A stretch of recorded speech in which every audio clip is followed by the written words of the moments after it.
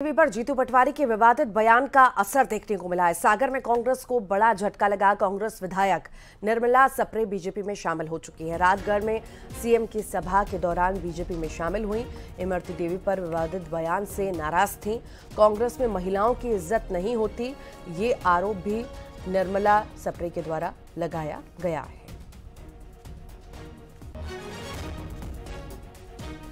द्वारा एक अनुसूचित जाति वर्ग की महिलाओं के लिए जो शब्द उपयोग किए गए, क्योंकि मैं भी एक अनुसूचित जाति की महिलाओं और महिलाओं का प्रतिनिधित्व करने वाली हूँ।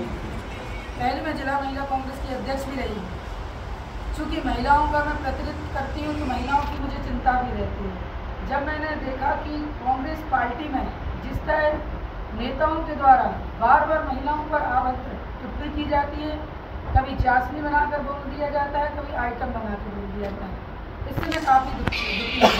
और लगातार मैं 3 दिन से काफ़ी सो भी नहीं पाई। दुखी इतनी थी कि मुझे ऐसा लग रहा था कि आखिर ये क्या हो रहा है। महिलाओं के साथ इस तरह भारतीय जनता पार्टी में जिस तरह महिलाओं को आगे बढ़ाने का काम हो रहा है, वहीं कांग्रेस पार्टी में लगातार महिलाओं पर इस तरह की टिप्पणी का होना बड़ा ही गलत है। इससे मैं काफ़ी दुखी थी और इसी दुखी से मैं विकृत होकर और इससे मैंने भारतीय जनता पार्टी ज्वाइन की। और हमारे साथ सहयोगी जुड़ गए हैं। वासु चौरे हैं, भोपाल से जुड़ गए हैं। पंकज प्रजापति हैं, सागर से जुड़ गए हैं। सबसे पहले वासु का रुख कर लेते हैं। वासु, कांग्रेस में भगदड़ तो है ही है। अब जिस तरह से सागर में झटका लगा है कांग्रेस को, आखिर इसे किस तरह से देखा जाए? महिला ने यहाँ से छोड़ दी पार्टी, बीजेपी ज्वाइन कर ली। क्या भविष्य की चिंता है या वाकई में जो सम्मान मिलना चाहिए वो नहीं मिलता, इसी वजह से पार्टी महिलाएं छोड़ रही हैं?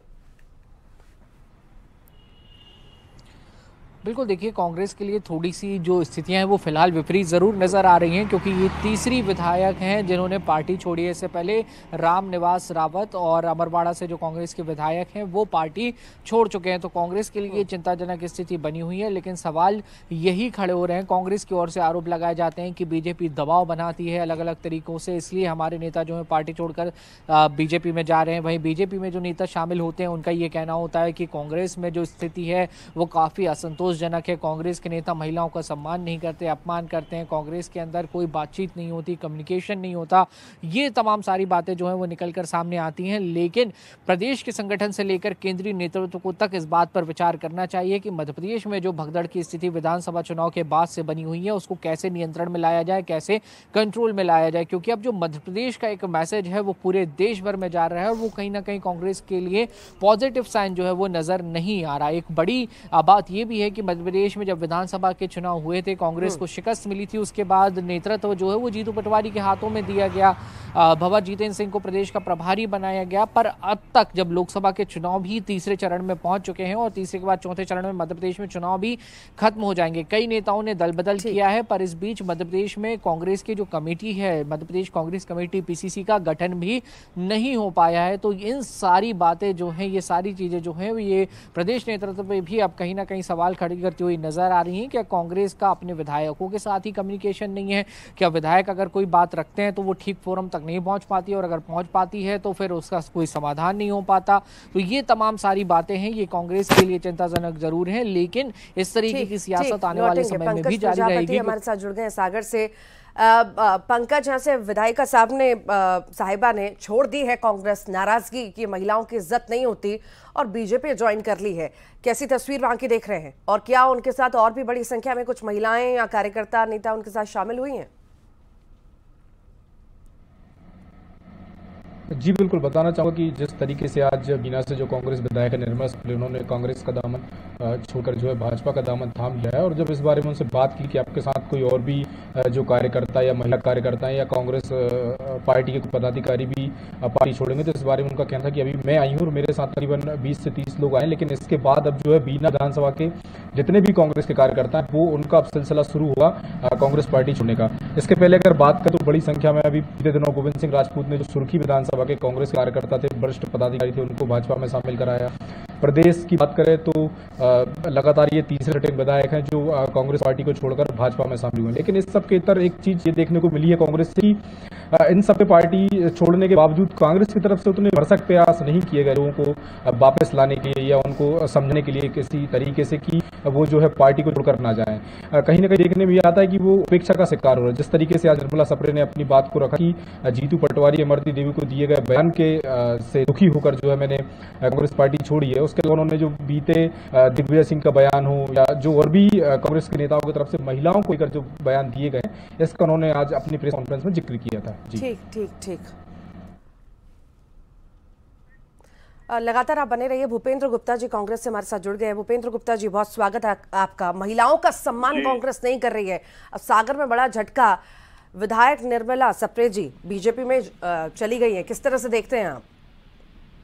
ये कोई झटका नहीं है। सागर में परिस्थिति खराब थी, भारतीय जनता पार्टी हारने की कगार पे थी, उसने ये काम किया है। और निर्मला सप्रे जी को ये याद होगा कि 1 2 नहीं 1000 स्त्रियों का जो है मान मर्दन किया गया सड़कों पर मणिपुर में। ये चेतना उन्हें नहीं आई कि जो है उस पार्टी में जा रही है। एक व्यक्ति जो है 2900 महिलाओं के साथ अपने गंदे वीडियो बनाता है, उस पार्टी के साथ जाने में कोई संकोच नहीं हुआ। तो ये जो है ये कम से कम जो है स्त्री और सुचिता और इन सब की बातें नहीं करनी चाहिए। किसी लोभ लालच में आप गए तो स्वीकार करिए दिलेरी से कि हाँ साहब हम अपने जो है इस स्वार्थ के कारण इस पार्टी में जा रहे हैं, कोई आपत्ति थोड़ी है। कांग्रेस एक बड़ी नर्सरी है, पौधे लगाती है और चुराने वाले जो है पौधे चुराते रहते हैं, लेकिन उससे नर्सरी खत्म नहीं हो रही।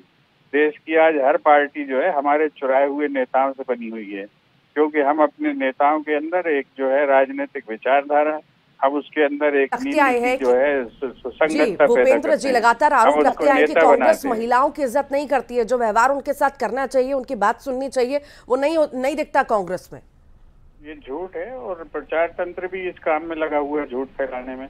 मैंने आपसे अभी कहा, आप ही टिप्पणी कर दीजिए। आपसे निवेदन करूंगा कि जो मणिपुर में हुआ वो उचित था, जो प्रज्वल रेवन्ना ने किया वो उचित था क्या?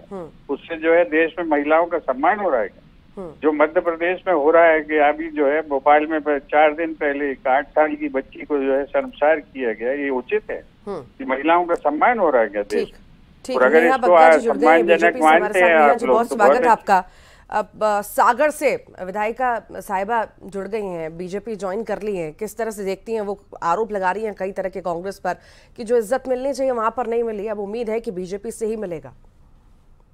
देखिए, कांग्रेस में जो महिला कार्यकर्ता, महिला नेता है, वो लगातार कांग्रेस पार्टी छोड़ते रहे और ये आज कोई पहला अवसर नहीं है। अभी 4-5 दिन पहले आपने देखा कि जो राष्ट्रीय प्रवक्ता कांग्रेस पार्टी की है राधिका खेड़ा, उनका वीडियो सामने आया है रोते हुए बिलखते हुए, उनके ट्वीट सामने आए हैं। ये स्पष्ट दिखाता है। पूर्व में प्रियंका चतुर्वेदी जी छोड़ के गई हैं अभी कुछ साल पहले। आज जो निर्मला जी ने कहा उसमें नया क्या है? इमरती जी के लिए जिस प्रकार से कांग्रेस पार्टी के पीसीसी अध्यक्ष, छोटा कोई दायित्व नहीं है।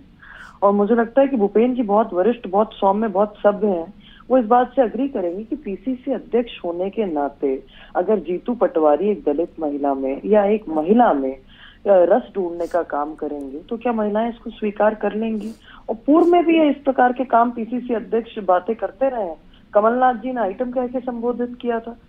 दिग्विजय सिंह, आपको याद होगा कि अपनी पार्टी की महिला को टंचमाल कह रहे थे। तो जो अभी रेप से तुलना कर रहे थे, जो एक सामाजिक विकृति है, मानसिक विकृति है, उससे आप अपने पार्टी के पदाधिकारियों को छुटकारा नहीं दिला सकते। वो एक बहुत बड़े इश्यूज हैं कि रेप किसी ने किया, किसी के वीडियोस आए हैं।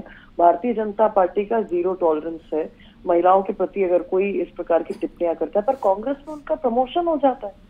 भारतीय जनता पार्टी टिकट काटती है, ये उनको पीसीसी अध्यक्ष बनाते हैं, मुख्यमंत्री बनाते हैं, सांसद बनाते हैं। तो ये स्पष्ट दिखाता है कि जब सम्मान नहीं होगा तो महिला कार्यकर्ता, महिला नेता कांग्रेस से छिटकेंगे। ये लगने लगा है अब कहीं ना कहीं कांग्रेस को या आला कमान को कि हमने प्रदेश की कमान जो है गलत हाथों में सौंप दी है, जल्दबाजी हमने कर दी है, ऐसा कुछ है क्या? बोलने की, मुझे बोलने की अनुमति देंगी क्या मैडम? जी जी, बोलिए बोलिए। ये जो अभी जो है हमारी बहन कह रही थी कि 0 टॉलरेंस है इनकी पार्टी में, तो मोदी जी बयान दे दें कि साहब प्रज्वल रेवन्ना को हरा दीजिए। ये जो है मोदी जी बयान दे दें कि जो है उसके जो महिला पहलवानों को जो है साथ यौन शोषण करने वाले बेटे को जो है हरा दीजिए, कर दें ये अपील, बहुत आनंद होगा और हम लोग उनकी जो है बिल्कुल भूरी भूरी प्रशंसा करने लगेंगे। ये जो नौटंकी है, ये बातें जो जीतू पटवारी ने किया, उनसे सिर्फ इतनी भूल हुई कि वो जो है किसी का संदर्भ सुना रहे थे और उसका नाम नहीं ले पाए।